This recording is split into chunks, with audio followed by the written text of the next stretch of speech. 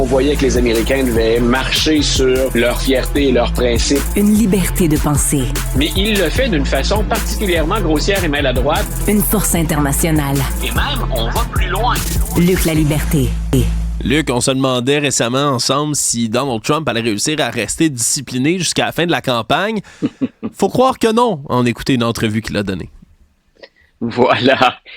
Encore une fois, il a annoncé qu'il allait faire un message soutenu sur l'économie. Il a même parlé d'un discours d'intellectuel. Donc, on tentait quelque chose de nouveau. Donc, du côté de M. Trump, mais c'était plus fort que lui. Même quand il a parlé d'économie, on cherchait le contenu à caractère économique.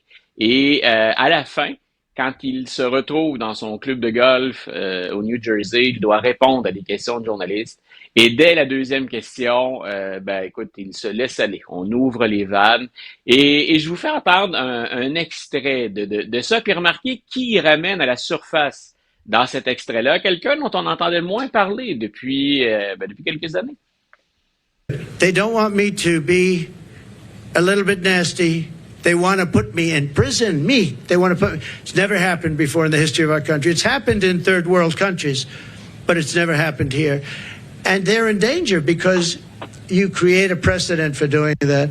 And once that happens, that's a really bad thing. You know, when in the years before, and I've said this a few times, not too much, but with Hillary, she was subpoenaed by Congress to give everything she's got, and she burned it. She acid washed it, bleach bit they call it. She totally scrubbed it, and then they broke everything with hammers, with fire. They burned it, and then she said, "I don't have anything." Well, it turned out that she had a lot to give, and everybody said, "Lock her up, and I."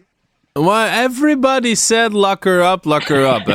Ouais, surtout vous, Monsieur Trump. Je veux dire, j'ai un souvenir. Non, mais ça ressemble à ces dérapages qu'on a vus, là, tu sais, le MIT, les requins, les ci, les ça. Là, ils se lancent comme dans une tirade, je traduis pour nos éditeurs, auditrices, en disant, Hillary Clinton, vous vous souvenez, elle avait des documents, là, tout détruit avec le feu, de l'acide, des marteaux, Ils se lancent dans une espèce de dithyrambe qui, pour vrai, c'est presque incompréhensible, là.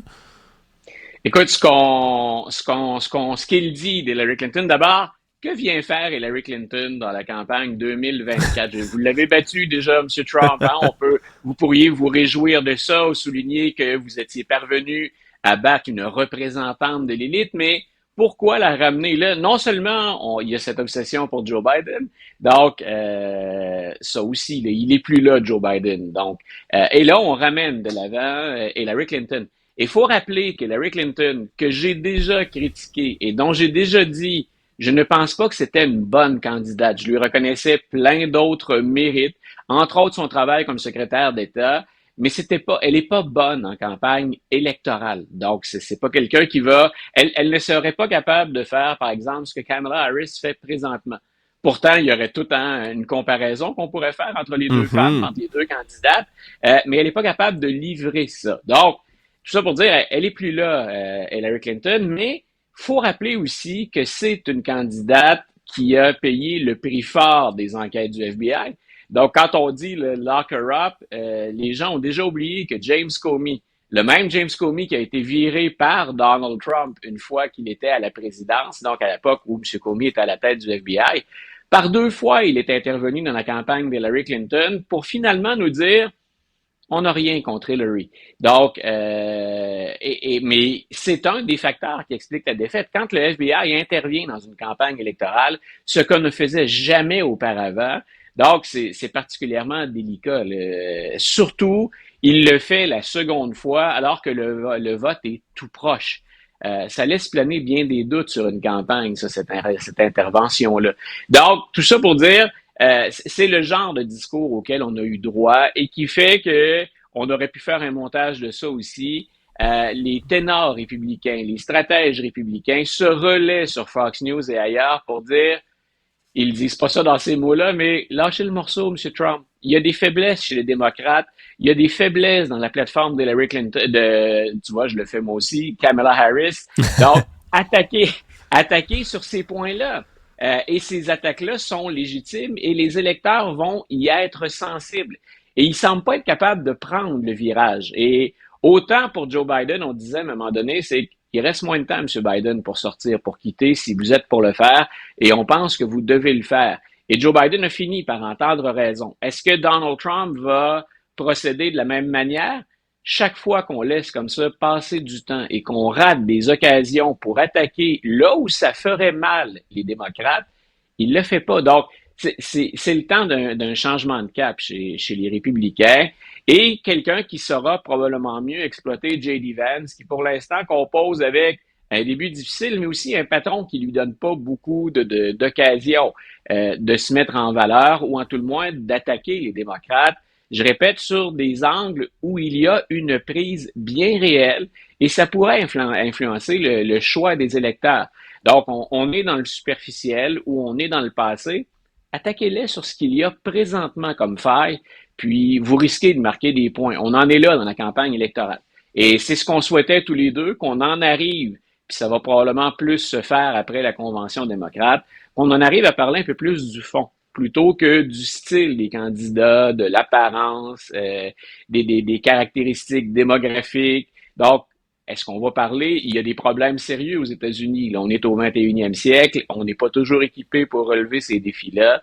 Est-ce qu'on va en parler finalement? Puis est-ce qu'on va exposer ça comme choix aux électeurs? Ouais, ça reste à voir parce que pour l'instant, la campagne est quasiment, comme tu le dis, juste là-dessus. Là, c'est une grosse question qui commence à se poser aux États-Unis. Puis je t'avoue, c'est une bonne pogne, comme on dirait, là. Cet argument-là. Tous les procès de M. Trump sont comme sur pause, gelés, suspendus, même les sentences. Tout ça, on est en train de reporter ça au calendrier grec, là, tout de suite après l'élection. Mais là, que M. Trump gagne, il va pouvoir se pardonner lui-même, va pouvoir se gérer. On se comprend qu'il va pouvoir magouiller pour en sortir. S'il perd, par contre, c'est une autre paire de manches. Et là, la question se pose, est-ce qu'on devrait pardonner, là, faire un pardon présidentiel à Donald Trump s'il perd, juste pour enterrer tout ça puis essayer d'enterrer la hache de guerre, finalement, Luc? C'est une grosse question. Méditeur qui posait la question hier, puis on pouvait lire une variété de réponses à ça. Il pose la question dans le Washington Post, donc carrément, est-ce qu'on devrait accorder le pardon présidentiel? Imaginons que Kamala Harris l'emporte. Est-ce qu'une des décisions de Kamala Harris, ça devrait être de répéter le geste qu'avait fait Gerald Ford quand il a succédé à Richard Nixon? Est-ce que ce serait au nom de l'unification du pays pour éviter de plonger encore plus loin dans le drame, dans les déchirements, pour mettre ça derrière nous? Est-ce que ce serait plus sage que Mme Harris accorde un pardon présidentiel à Donald Trump ou qu'elle aille ou qu'on laisse tout simplement qu'elle ne s'en mêle pas et qu'on laisse aller la justice? Et c'était intéressant de lire la variété des opinions, mais ça fait longtemps que dans ma tête, le choix est fait. C'est pas la première fois qu'on soulève cette question-là. On s'est posé la question, entre autres, en disant, est-ce qu'on devrait amener un ancien président dans les tribunaux, devant les tribunaux? Il y avait 4 procès, il y en a majeurs. Il y en a qu'un seul pour lesquels il a été reconnu coupable et on devrait apprendre la sentence au mois de septembre, autour du 18-19 septembre. Là, c'est là où dans la cause à New York, donc on devrait apprendre la sentence. Mais déjà, on se disait, est-ce qu'on devrait faire ça, juger un président avec tout ce que ça peut occasionner de déchirement, de polarisation, puis de risque aussi de dérapage? Que vont faire les partisans des deux camps selon le résultat qu'on va obtenir de ces procès-là? Et ça entretient pendant des mois une grogne, hein, je répète, puis un climat particulièrement tendu. Et malgré ça, j'ai toujours pensé qu'on devait amener Donald Trump devant les tribunaux et je pense, plus que jamais aujourd'hui, qu'on ne devrait pas lui accorder un pardon présidentiel. On pourrait en débattre longtemps ou avancer des arguments. C'est que Donald Trump fait quelque chose c'est du jamais vu dans l'histoire américaine. Jamais un président, il y en a 46 dans l'histoire américaine, jamais un président n'a osé faire ce qu'il fait et jamais un candidat n'a osé faire ce qu'il fait. Encore cette année, il y a des gens qui se disaient « Oh, c'est bien, les journalistes, ils sont tous partisans ou les chroniqueurs, ils sont tous partisans démocrates, ils sont à gauche, les faits sont là. » J'ai parlé du projet 2025 déjà avec toi. Puis j'en avais parlé, je me souviens, la saison dernière en compagnie de Richard aussi. Ce projet-là, 2025, là, ceux qui n'y croyaient pas, d'abord, on peut le lire en ligne. On n'a pas caché ça à personne. Non. On n'en parlait pas, mais c'est disponible en ligne. Et maintenant, on a des extraits qui circulent du projet 2025, des extraits vidéo, une formation qu'on donnait aux gens pour les aider à mettre en place ce programme-là. Il y a 75% des gens qui présentent ce programme-là qui sont des gens qui ont été nommés par Donald Trump et qui ont travaillé à ses côtés. Et le projet 2025 est quelque chose au plan démocratique qui est dangereux. Oui. Ne serait-ce que ça. On n'a jamais imaginé une situation comme celle-là. Et si on ne trace pas une ligne quelque part sur ce qui est permis ou ce qui n'est pas permis pour un parti politique ou pour un candidat à la présidence, et à plus forte raison, quelqu'un qui a été à la Maison-Blanche, ben écoute, abandonnons finalement l'état de droit, puis abandonnons l'exercice de la justice. Ça ressemble vraiment à quelque chose qu'on autoriserait à un dictateur ou à un meneur autoritaire. Et c'est là où moi je mets la limite, c'est la gravité des attaques contre le système. Écoute, le 6 janvier 2021, on ne l'a pas inventé, puis il y a combien de centaines de personnes qui sont passées en procès, qui se sont retrouvées derrière les barreaux, dont certains pour crimes séditieux, ce qui est de plus grave à l'endroit de son régime et de son pays. On a tendance à banaliser ça tellement il y en a. Et c'est la raison pour laquelle je disais, oui, il y a des risques. Oui, c'est dur. Oui, c'est un processus qui est long. Mais pour moi, on en est à ce point de rupture.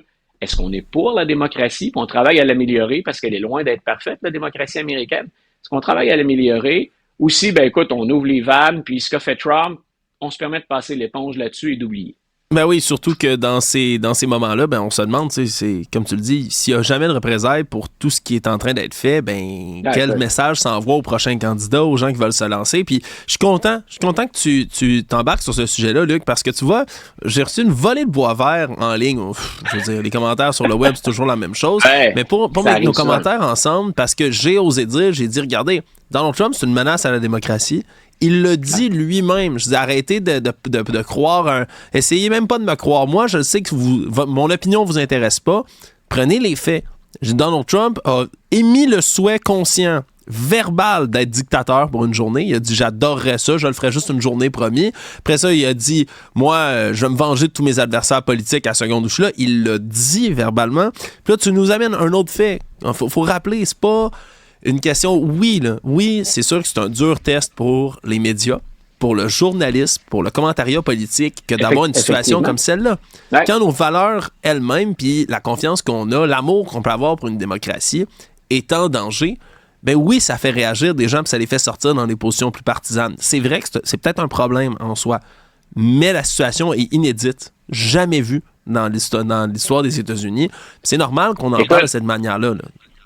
Écoute, Alexandre, quand je dis les faits sont là, c'est parce que les gens, souvent, la réponse va être on me fait parvenir des messages aussi assez régulièrement quand on n'est pas d'accord. Le message, c'est souvent oui, mais regardez, d'autres politiciens ont fait. Et je répète, elle n'est pas parfaite, cette démocratie-là. Les démocrates sont pas parfaits. Les républicains ne l'étaient pas non plus avant. On est dans l'inédit et on est dans le dangereux. Regardez, par exemple, si tous ces gens-là ont été choisis et nommés par Donald Trump. Il y en a 10 membres de son entourage qui ont déjà été condamnés. Donc, on n'a jamais vu ça dans l'histoire des États-Unis. Il y en a un secrétaire qui avait été, et il faut remonter, là, on est en 1920, là, on est dans les années 20. Il y en a un qui avait été condamné pour un trafic d'influence autour de l'exploitation de terres de l'État, donc qu'on vendait à profit là, à des intérêts financiers. Donc, on n'a rien de ça. Ces gens-là se sont retrouvés derrière les barreaux pour des choses graves. Ces avocats perdent leur licence de pratique. Écoute, c'est énorme. En Georgie, il y a eu des délais et on a eu une procureure qui a été particulièrement maladroite. Mais on utilise une loi ou on utilise une procédure qu'on utilise pour le crime organisé. Donc, et certains ont déjà plaidé coupables. Donc, on n'arrive pas encore au sommet de la pyramide à Donald Trump, mais on n'invente pas ça. Et si on pense que tous les tribunaux aux États-Unis, incluant ceux qui sont présidés par des juges qui ont été nommés par des républicains, sont corrompus et au service de l'État profond, ben là, on est dans un autre monde. On est dans une réalité alternative. Et c'est là où je dis, revenons toujours aux faits. Et on ne peut pas cacher ou je ne peux pas dire actuellement Kamala Harris et Donald Trump, c'est deux options crédibles. Donnez-moi un autre républicain, puis ça va être plus facile de se livrer à ce jeu-là. Pas quand on a Trump. Et c'est pas d'être anti-Trump, c'est d'être pro-démocratie. Et il se compare à rien d'autre dans l'histoire des États-Unis. Donc, et je répète ça souvent, j'arrête après, mais quand j'entre en classe, puis mon travail est souvent de présenter les différentes options dans un système aux étudiants, faut qu'on compare des pommes avec des pommes. Faut qu'on compare. Et je m'amuse souvent à jouer l'avocat du diable. Si je me rends compte qu'ils sont trop dans un parti ou trop sur une ligne, je m'amuse à argumenter de l'autre côté. Et c'est mon travail de le faire. Avec Trump, c'est autre chose. Et il y a une menace réelle pour les institutions démocratiques américaines. En espérant que ça parvienne aux oreilles, aux yeux, aux oreilles des gens qui sont nos détracteurs là-dedans. Luc, au moins qui écoute, c'est pas moi qui le dis, c'est toi, puis c'est avec beaucoup d'habileté que tu conclus notre dernière, malheureusement, chronique de l'année ensemble, Luc. C'était absolument un plaisir de parler de tout ça avec toi. On en a eu des choses à se mettre sous la dent en politique américaine, puis il y a fort à parier que tu vas continuer à couvrir ça, qu'on va continuer à voir ça là, tout au long de l'automne. Merci beaucoup. Merci beaucoup pour ta complicité, ta générosité. Puis ça fait 2 périodes estivales que je passe en ta compagnie. C'est chaque fois, comme pour toi, un réel plaisir, Alexandre. Luc La Liberté, un gros merci. Bye.